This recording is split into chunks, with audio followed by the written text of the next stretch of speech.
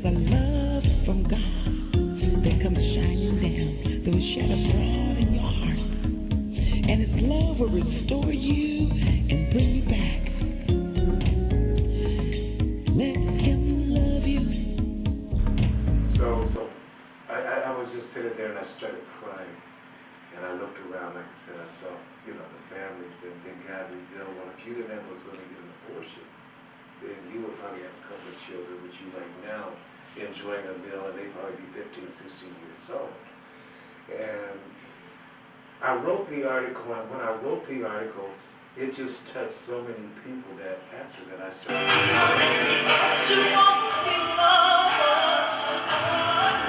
He has so much for you. You don't have to do what you used to do. He wants more of you. Don't you wanna be? Don't you wanna be? I never wanna be mine. Oh,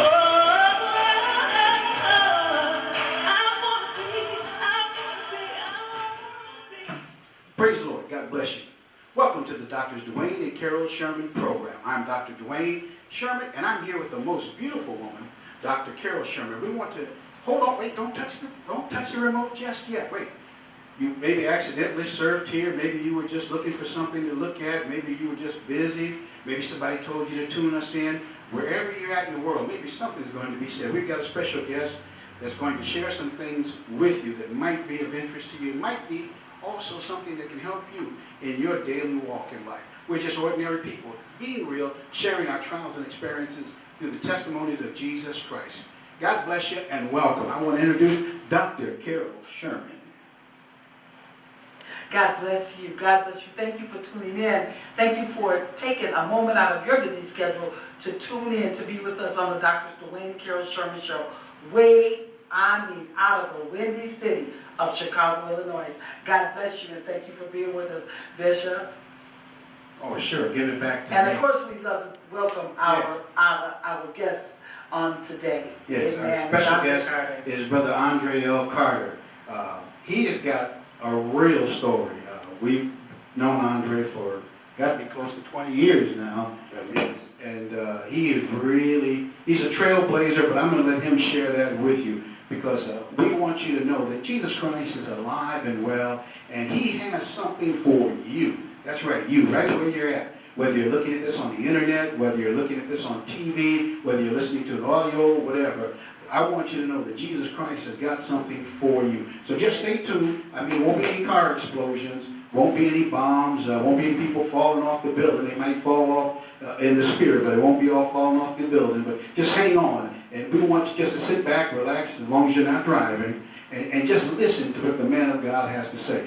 Andr'e L. Carter from Gospel Synergy 1. I won't give you any more introduction. I want him just to go ahead and just share his life story, whatever portion he feels necessary. Anything I want to say? My name is Andr'e L. Carter, and I was the editor of Gospel Synergy magazine. I started the magazine in '95, and I did my last issue in December of 2015. I also launched an internet radio station. It's an interesting story how all this evolved at the age of 40, 45. I went to an event one night, and a guy just walked up to me in a room of 300 or 400 people. Mm-hmm. And he said, God told me that you'll be the person to help me start a magazine.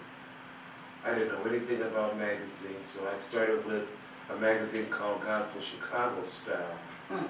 I worked with them for about 4 years, and they taught me everything I needed to know about how to put together an actual paper magazine. After about 4 years, I started working on my own magazine, and because I had a feeling that magazine was getting ready to shut down. Is that me? That's all right. Okay. So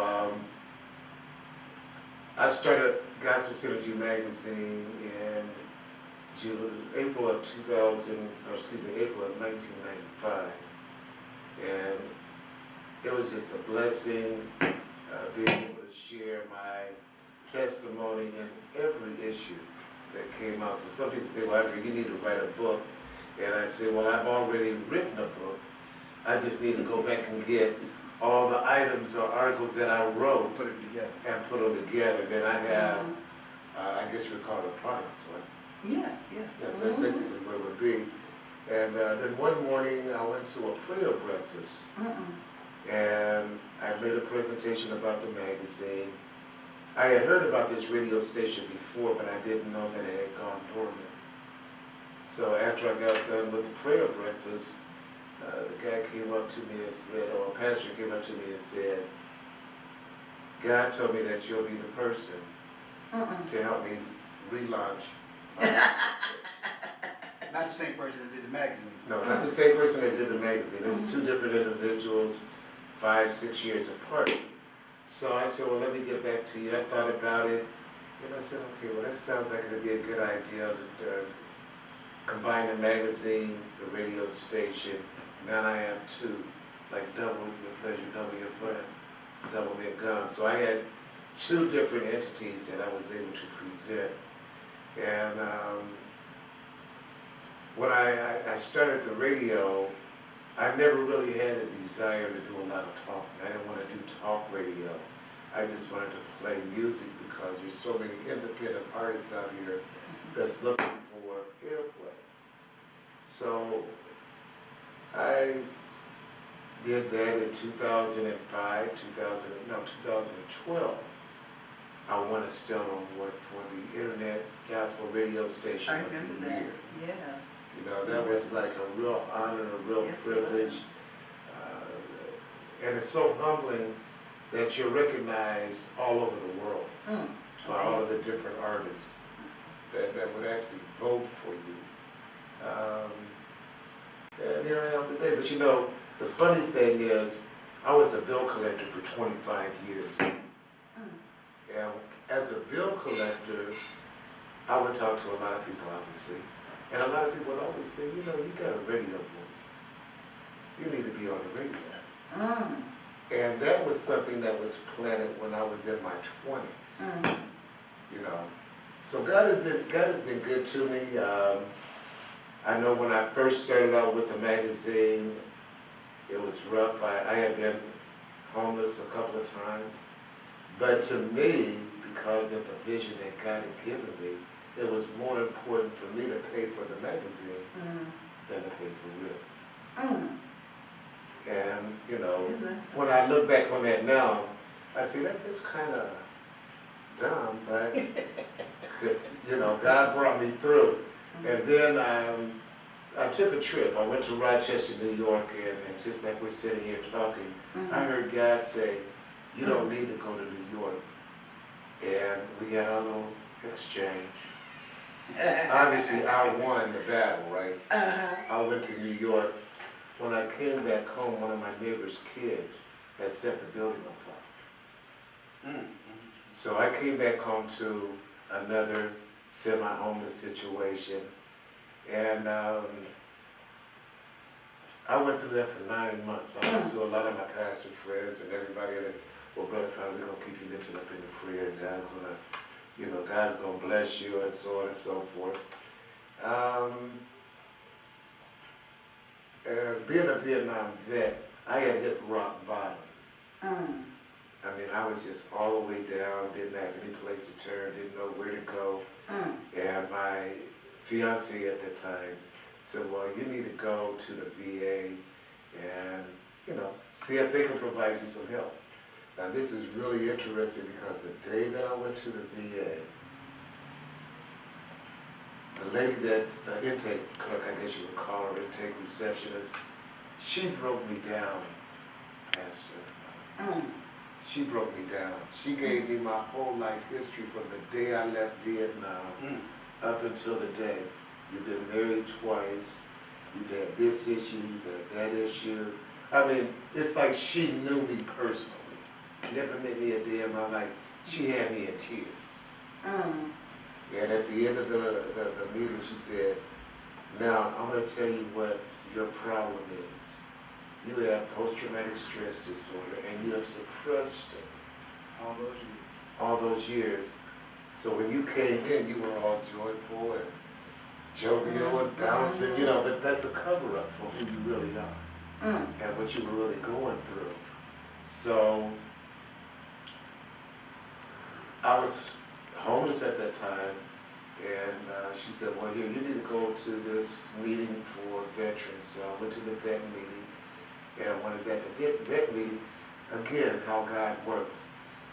These guys didn't know me. I told my story at the beginning of the meeting, and you know what they did? They took an offering, I guess you could say an offering, but they made a donation of $1,400 and said, here, we have a friend that's a Vietnam vet. He owns a building. Guess where the building was? Right across the alley from where I was living. Look at God. I didn't have to pay for no movie. Across the alley from the fire.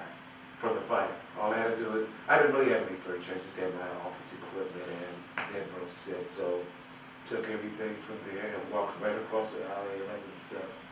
I lived there for 12 years. Small apartment. And I would occasionally invite people over, and they would come in, and, you know, it was really a nice little place. And, you know, they said, well, this is where Synergy One Radio and Gospel Synergy One is produced. I said, yeah, because, you know, all you need is a keyboard and a computer. So at that time, I was kind of embarrassed about inviting people over because what I did for a living room set, I saw a love seat in the alley. So when I got the love seat with a couple of 2x4s, you know, propped it up, made it look nice. It was comfy, it was cozy, and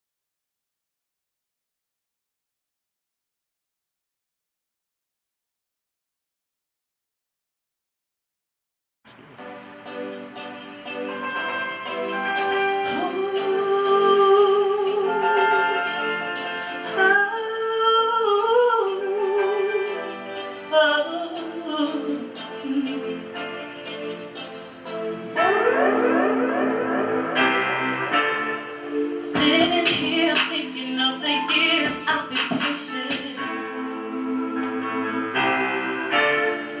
not being able to express myself freely. Bottled up emotions got my body really aching. I'm tired of suppressing all my natural feelings.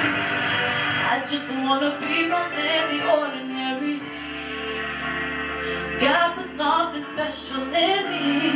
I just wanna be more than the ordinary. I know my purpose now, I believe. I just wanna be more than the ordinary. God put something special in me. I just wanna be more than the ordinary. I know my purpose.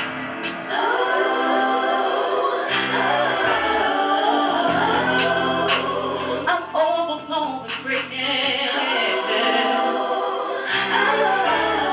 No pressure, no pressure, no pressure, no pressure to please anybody but my Creator.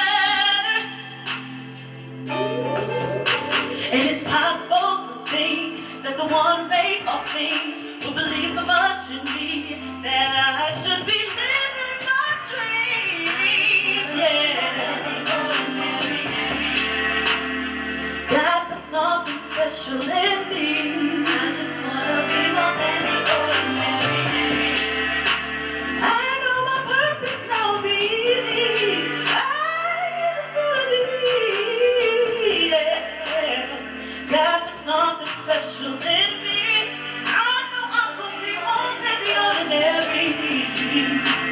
I know my purpose.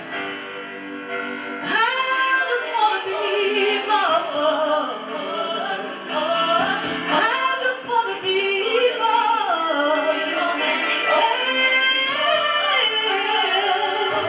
I wanna be more. I just wanna be more. God has so much more. Don't you wanna be more? He has so much for you. You don't have to do what you used to do. He wants more of you. Don't you wanna be? Don't you wanna be? I know I wanna be more. Oh, I wanna be. I wanna be. I wanna be. I wanna be. I wanna be. I wanna be more. I know there's more in me.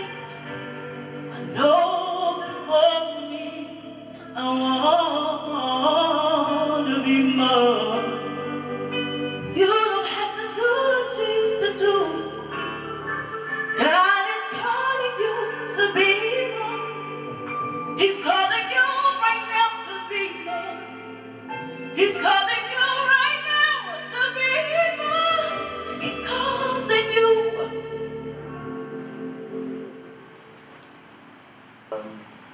Now, I'm going to get some clarification during this conversation because I'm going to need some clarification. I have been doing this for a while, and everybody kept saying, well, Brother Carter, you know, as soon as you find a wife, everything is going to change and everything is going to turn around, everything is going to get better, and the blessings is going to come and the windows of heaven is going to open up. Okay, so it took me a while. But I got married August of last year, and I'll share that with you as I continue on. And what happened was, you know, I would think and say, now, I'm in the gospel music industry, and I go to a lot of conventions, and I go to a lot of events, and I see a lot of gospel artists. I don't know if they're married or they're not married, but, I mean, you know, it's like, does the same thing work for the women as it does for the men? And when I ask that question, I'm going to ask Pastor that question. I'm going to leave you alone. Please. But when I ask that question, when a woman is in ministry or, you know, she's a gospel artist or what have you, does she get that same, well, you know, Sister Sherman, as soon as you get married, as soon as you find a husband, God's going to bless you. Your ministry is just going to go off the chain. Do women get that the same way? The way I was getting it from everybody saying, well, Brother Carter, as soon as you get married, find you a wife, God is going to bless you because he don't like no mess and, you know. Well, you know what I found out that some of that is just human nature.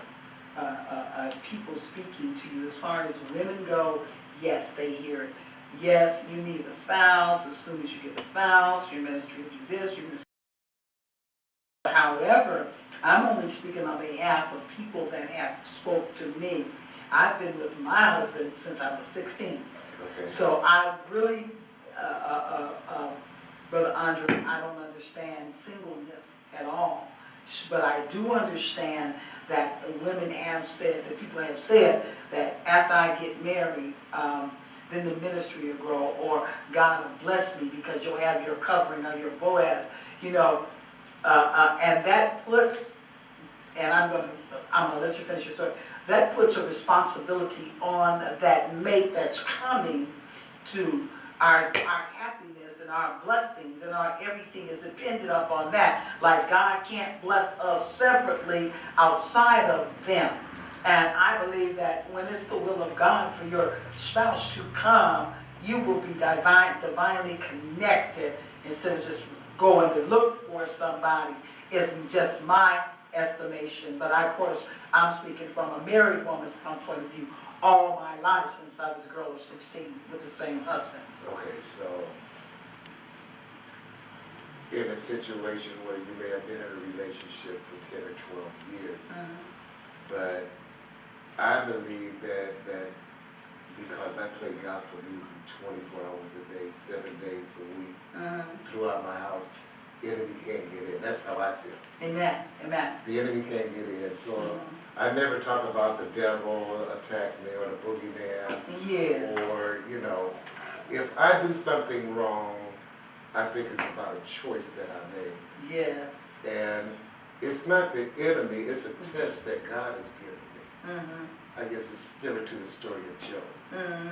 Okay, I been in a relationship, I was in a relationship for like 10, 11 years, but throughout the entire relationship, God blessed the relationship. Okay, so I'm thinking that maybe God knew that this person was going to be my wife. You know, so I guess you could say I was living in sin. All right, but even in all of that, I'm saying that God blessed us.